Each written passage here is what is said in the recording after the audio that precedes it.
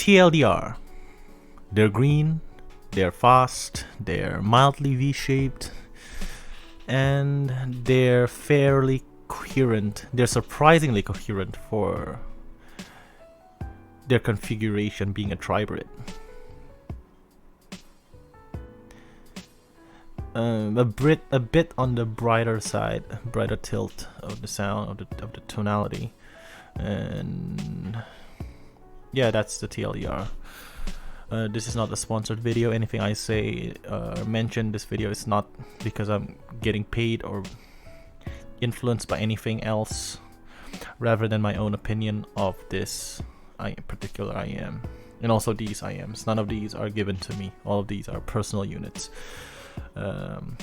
This is the BQEYZ Spring 2, and I'm going to compare these with the other piezo electrostatic driver IM, which is the Shure tapes, the TA Audio L3s, the BGV PDM6, and the TIN P1s. I also have the Ibasso IT00, but I'm not going to compare this with that because they're both in a different price range, and my Ibasso is actually in Jason's house. He's reviewing it right now, so yeah, I can't compare these with those. Okay, so the build quality, they built very well. They're built very well. The cable is very beautiful. It's thick. It's a bit on the stiffer side, but it's okay. I guess it's not that stiff. They have a simple 3.5mm plug. The 2 pins are also pretty nice. You can of course, like, swap cables if you want to. I can't see why you need to, because they're great. The packaging is also very nice. You can get this box that opens up. The IM will be right here. You also get this case, which a knuckle size probably, and you also get these, which looks very beautiful, very nice. You can get the 6 pairs of tips and a pair of phone tips, so 7 pairs of tips, 6 pairs of silicone, and 1 pair of foam. No, I don't really use foam that much. It's made of metal. Everything's made of metal. It doesn't give you that electric shock for terrible grounding like the TIN P1s. This IM punish you for everything, while these does not. Okay, this is one of the most boring review of an IM that I'll ever upload in my channel. I don't know if Jason's review is more boring than this or not. I don't know. However, there's not really nothing to say about the Spring 2s. They're bright. They're good. They're coherent. And yeah. So let's get to the bass. The bass is, they're more of a mid bass focused IM.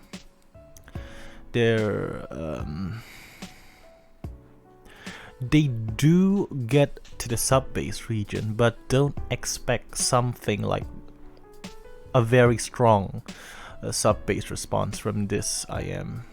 They hit quite fast, and they hit fast like everywhere. The transients are very fast here, but the dynamic driver that produced the bass here is also very fast. They don't rumble as hard as something probably like the FA Audio Legacy 3s, but they do get to the lower frequencies. They have a slight roll off at the end of the frequency response there. So yeah, these are about a bit mid bass focus in the bass. The bass is boosted, is there's a slight bump in the bass region, thus making this a mildly V-shaped IM. The details in the bass is okay. It's not bad, but it's not what this actually does well. So yeah, the mid-range is definitely more subdued than the bass and the treble. They can produce quite great both male and female vocals, though not the most realistic and natural sounding of the male and female vocals due to the awkward timbre. Though they can produce fairly, especially in male vocals, fairly weighty despite being quite a bright headphone. So yeah, that's basically the mid-range. Everything goes very fast in this review. The treble is, this is a type of treble specialist I am, definitely a treble specialist I am, though they do extend very well. These sound pretty airy, but not the most extended treble that I've heard. Like the edge of the air frequencies, though this being a piezoelectrostatic, the absolute edge of the air frequencies got rolled off a bit. Though the treble proper, especially at the 8K region, is pretty boosted here though. If you're very sensitive to sibilance, you're definitely gonna hear that here. That's probably gonna annoy like some of you watching this video already. Like, these are a bit sibilant. The track itself is sibilant, though not as harsh as the spring ones that I've heard. I've heard the spring ones was very harsh in the treble region, but these are not really that harsh. It doesn't have that peak at 6K. It doesn't sound peaky at 6K, at least to me. I can't really see the frequency response graph of this IM. I don't know if there is any available online. They all look very different. Like, all frequency response graph of the Spring 2 looks different. Like, it's not like mildly different. Everything just looks very different. One response shows like a peak at 8K and the other shows no peak like at all, which does not make sense because these sounds bright. So yeah, I can't trust any of these graphs. So I'll just I don't have any like recording like graphing rig or something. I just measure them by ear. Measure the graph by ear, and I hear that these have 8K peak, which actually corresponds well with what I heard in a lot of my music.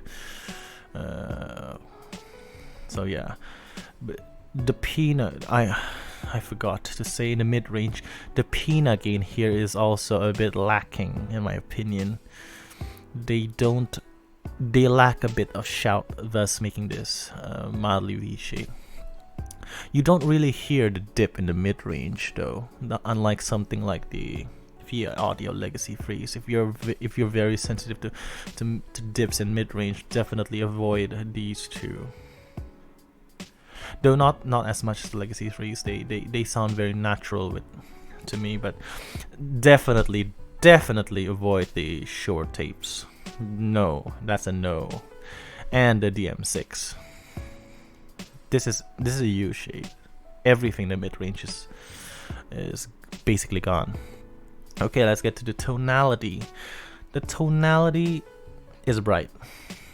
I've mentioned it before. It's like the overall tonality is a bright IM. Some of the more in a more treble region treble dominant instruments like the cymbals, sometimes get a bit splashy here, but not all the time. When the music start to get like more treble focus, like there is a constant cymbal strikes at the background, you will hear that one. You will hear the splash on the cymbal strikes. They don't really sound natural. That's the case a bit too much right there. The timbre here is not what's good about this. It doesn't sound very natural for the Spring 2.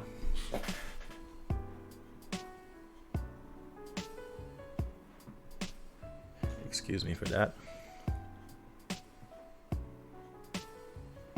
Okay, I just hit my tripod right there.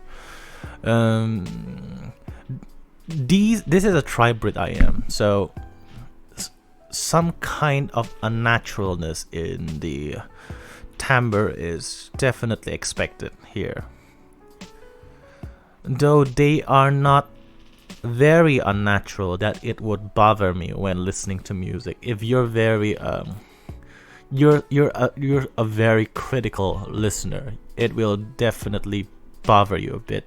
If you want that dynamic driver timbre, then why are you watching this video? Why do you want to buy this? This is tribrid. Of course it's gonna have a weird timbre. It's a budget tribrid, to be exact.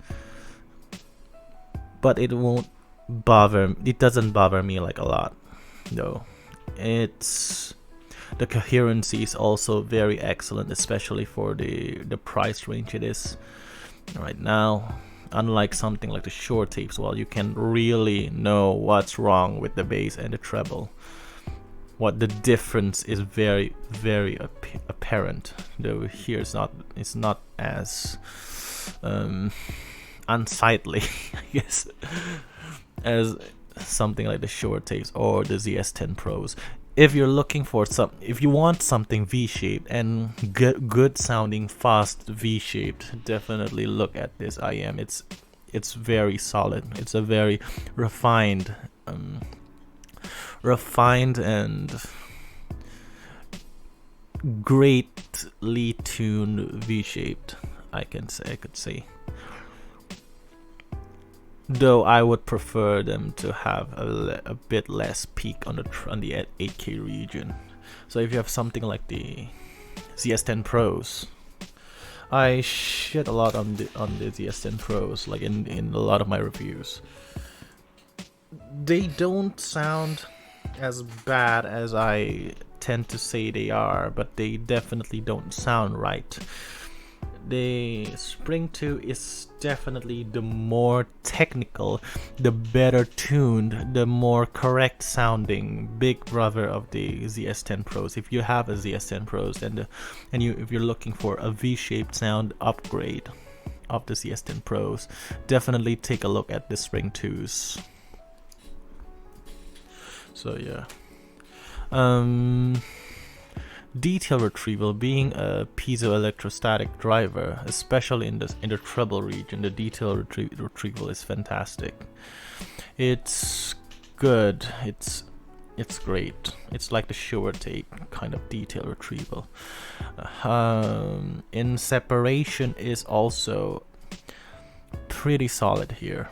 Separation and layering,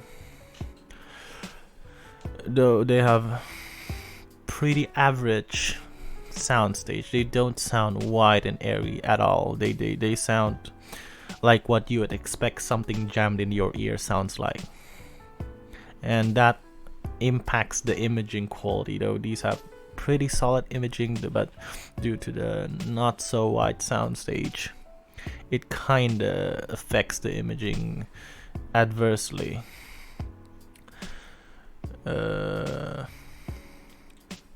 Speed transistor, I've already mentioned it. Definitely a faster driver than the standard in this price range. Yeah, I guess let's get to the comparison and be done with this shit. I'll put you up later against something like the tin P1s. Now this is quite an interesting comparison. The tin P1s is very powerful on the treble region, very loud on the treble region. They're not bright per se. They are bright, but they're not bright. That it's difficult to explain. The thing about the main difference about these, they both are fast. They both are not natural in their timbre, I guess. They're not dynamic driver sounding. Dynamic drivers don't actually sound really at like real life sound, but we all get used to dynamic drivers, so we kind of expect sound to sound like a dynamic driver, thus making dynamic drivers timbre the most favorable. But if you like something like the planar timbre of these definitely sound like a planar.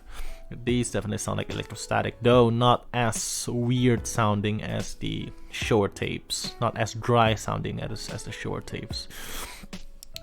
But if you like that type of sound, like the BA sound, if somebody just loves the BA sound, yeah, just go with the BA sound. Like, who cares, okay? The huge difference about these two is at the treble region, the Spring 2 is more boosted at the treble proper, which means something from 6K to like 8-9K, and the tin P1 is much more boosted in the air frequencies. So yeah, I'll get to the review of the tin P1s later. I'll definitely review them later. They're awesome. The Spring 2 has much more bass than the P1s, definitely. The mid range is almost the same PINA gain wise, if that makes sense. Due to the more boosted bass and treble here, the mid range sounds a bit more subdued in the Spring 2. So yeah, soundstage wise is very similar. Though the P1's soundstage a little bit better on the depth side of the spectrum, and imaging quality is also pretty similar. Detail retrieval is detail retrieval is pretty similar actually. Yeah, except the P1 has a bit more edge on the treble, and the Spring 2 has a bit more edge on the bass, on the sub bass region, definitely. So yeah, against the BGVP DM6, the DM6 is, oh yeah, and by the way, the Spring 2 is not grainy though, and the P1 is definitely grainy at the treble region. The DM6 is much more grainy in the mid-range, much more subdued in the mid-range. They have better imaging than the DM. They have more better imaging than the Spring 2s. The soundstage is also pretty similar, I guess. Though the P1 and the DM6 is a bit better on the soundstage section than the Spring 2s. So I would recommend the Spring 2 over the BGVP DM6 because they have a more refined, more balanced tuning, rather than the absolutely subdued mid-range on absolutely subdued and veiled, not to mention veiled mid-range in the DM6. But if you only listen to a lot of EDMs, I guess you won't get bothered by that. The VA Audio L3s, the L3s have definitely better timbre. This transient speed is definitely better on the Spring 2s. The Spring 2s has better definition to the notes, though the tuning wise, it's more natural sounding, much more natural sounding in the L3s with also a bit better timbre also here in the L3s. Tonality wise is more correct sounding in the L3s rather than the Spring 2s. However, music tends to get more exciting here in the Spring 2s due to being more V-shaped sounding than the L3s, and L3s is a bit more sub-bass focused rather than the Spring 2's mid-bass focused. The soundstage wise is much better on the, noticeably better on the L3s. Yeah. Which makes the imaging better here also. Just a bit. And Shure tapes. Both of these are piezoelectrostatic, but I'm gonna recommend the Spring 2 over the Shure tapes. The Shure tapes is good because they are like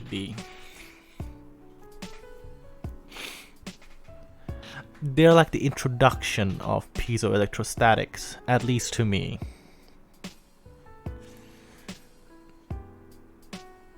But they don't sound coherent. They sound very shouty. They definitely are less natural sounding than the Spring 2s. Though if you're very sensitive to 8K, this is a very strong consideration. Both of them are not grainy. I guess that's like that's what make electrostatics great. They don't sound grainy, I don't think. The bass are more bloated definitely on this Shure tapes. Shure tapes also more sub bass focused rather than mid bass focused. The bass is noticeably slower on the Shure tapes rather than the Spring 2s. Everything just sounds more coherent in the Spring 2s rather than the Shure tapes, even though that the Spring 2s the Spring 2 is a tribrid rather than the Shure tapes hybrid configuration. They have like an extra type of driver here. The cable, yeah, I don't need to tell anything about the cables. Doesn't make sense. So yeah, the tuning is also more refined here, if I haven't mentioned it before. I guess that's it for the Spring 2. They're green, they're great, they're solid, they're nothing much to say, nothing much great, nothing bad to say about these. If you have the money, get them. If you want a better investment of your money, in my opinion, just get the L3s, unless you're looking something like the speed and dynamics, like the sheer detail retrieval of something like the piezoelectrostatic. If you want really curious about what piezoelectrostatic driver sounds like, this is definitely a good choice rather than the Shure tapes, in my opinion. I guess I'm sorry for the lack of excitement in this video. It's not because I don't like these, it's because I'm really, I don't know what to say. Don't forget to like and subscribe. Don't forget to watch Jason's video. I'm gonna put him right here. I guess that's it. See you next time. Godspeed.